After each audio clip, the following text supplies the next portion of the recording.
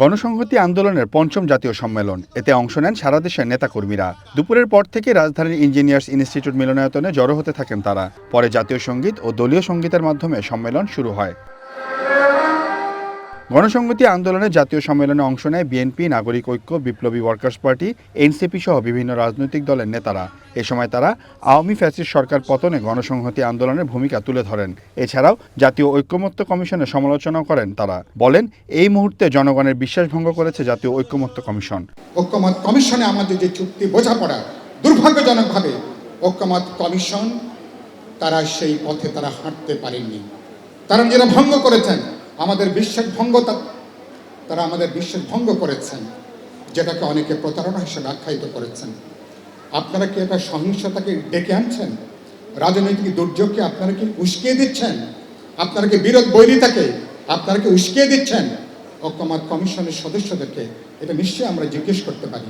শুধু অতীতের সমালোচনা নয়, বড় দলগুলোর সমালোচনা নয়, বরং বড় দলগুলোর কোন দিকটি তাদেরকে বড়ত্বের জায়গায় নিয়েছে সেই পাঠ থেকে আমরা ইনশাআল্লাহ আগামী দিনে তাদেরকে চ্যালেঞ্জ করব।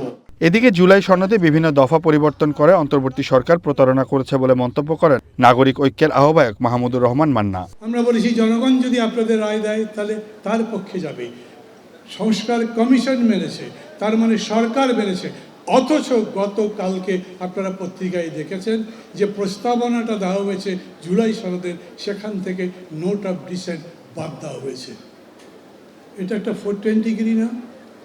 ক্ষমতায় যারা আছে তারাই যদি 420-র মতো কাজ করে, প্রতারণা করে রাজনৈতিক দলগুলোর সাথে,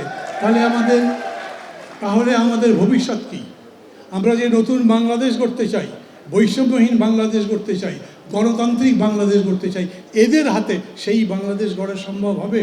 গণসংহতি আন্দোলনের প্রধান সমন্বয়কারী জোনায়েদ সাকি বলেন, জনগণের নির্বাচন ছাড়া সংবিধান সংস্কার সম্ভব না। আর জুলাই সনদ যেভাবে স্বাক্ষর হয়েছে ঠিক একইভাবে রাজনৈতিক দলগুলোর মধ্যে বিভেদ তৈরি না করে তা বাস্তবায়ন করতে হবে। জুলাই জাতীয় সনদ যেভাবে স্বাক্ষর হয়েছে তাকে কার্যকর করার জন্য আপনারা এমনভাবে উদ্যোগ গ্রহণ করেন যাতে রাজনৈতিক দলগুলোর মধ্যে কোনো বিরোধ না তৈরি হয়। আপনারা যদি পক্ষপাতিত্ব করে বসেন, বিরোধ অনিবার্য হয়ে উঠবে। কাজেই পক্ষপাতিত্ব করবেন না। সংস্কারের ধারণা, সংস্কারের লক্ষ্য আমরা দৃঢ়তার সাথে ধারণ করি। অন্তর্বর্তী সরকার ও ঐকমত্য কমিশন যে সংকট তৈরি করেছে সেই সংকট কেটে যাবে বলে আশা প্রকাশ করেন বিএনপি মহাসচিব মির্জা ফখরুল ইসলাম আলমগীর। বলেন, এদেশের মানুষ ঐক্যবদ্ধ করে সমস্ত চক্রান্ত ও ষড়যন্ত্র রুখে দিবে। আজকে যে সংকট তৈরি করেছে এই অন্তর্বর্তীকালীন সরকার, ঐক্যমত্য কমিশন, আমি বিশ্বাস করি যে এই সংকট কেটে যাবে। এই দেশের মানুষ কখনো পরাজয় বরণ করে না, পরাজয় বরণ করেনি, পরাজয় বরণ করবে না।